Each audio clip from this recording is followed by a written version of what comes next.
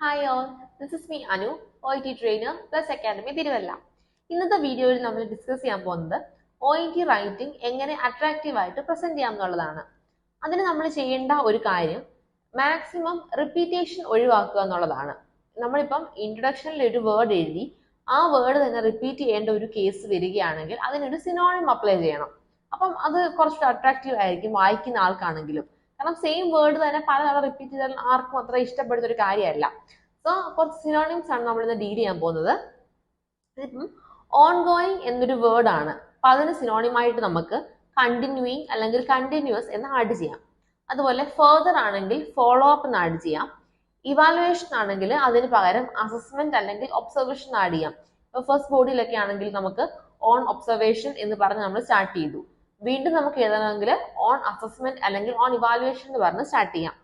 പിന്നെ നമുക്ക് ട്രീറ്റ്മെന്റ് എഴുതുമ്പോൾ നമുക്ക് ഹി വാസ് മാനേജ്ഡ് വിത്ത് അല്ലെങ്കിൽ he was commenced on, he was provided with, he was treated with, അങ്ങനെ പല വേർഡ്സ് നമുക്ക് അവിടെ യൂസ് ചെയ്യാം.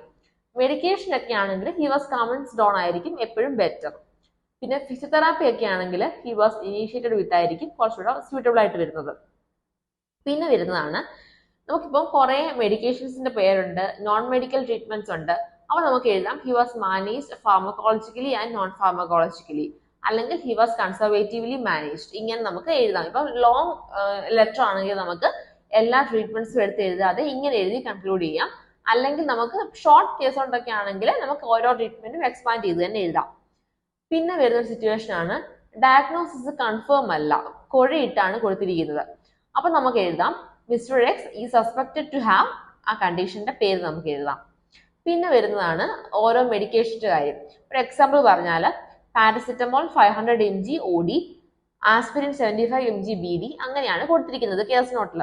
അപ്പൊ നമ്മൾ എഴുതുമ്പം he was commenced on paracetamol, 500 mg, once daily, semicolon aspirin 75 mg, twice daily. ഇങ്ങനെ വേണം എഴുതാനായിട്ട്. എപ്പോഴും ഫുൾ ഷോർട്ട് ഫോംസ് എക്സ്പാൻഡ് ചെയ്ത് തന്നെ എഴുതുക. അബ്രിവേഷൻസ് മാക്സിമം ഒഴിവാക്കുക. ഇപ്പം ഡയബറ്റീസ് ആണെങ്കിൽ ഡയബറ്റിക് മെലൈറ്റസ് എന്ന് എഴുതുക, MG ആണെങ്കിൽ മില്ലിഗ്രാം എന്ന് എഴുതുക. അതുപോലെ OD ഒക്കെ ആണെങ്കിൽ വൺസ് ഡെയിലി, ട്വൈസ് ഡെയിലി, അങ്ങനെ തന്നെ എക്സ്പാൻഡ് ചെയ്ത് എഴുതുക. ഇപ്പൊ CT എന്നാണ് കൊടുത്തിരിക്കുന്നതെങ്കിൽ കമ്പ്യൂട്ടർ ടോമോഗ്രഫി എന്ന് എക്സ്പാൻഡ് ചെയ്ത് തന്നെ എഴുതുക.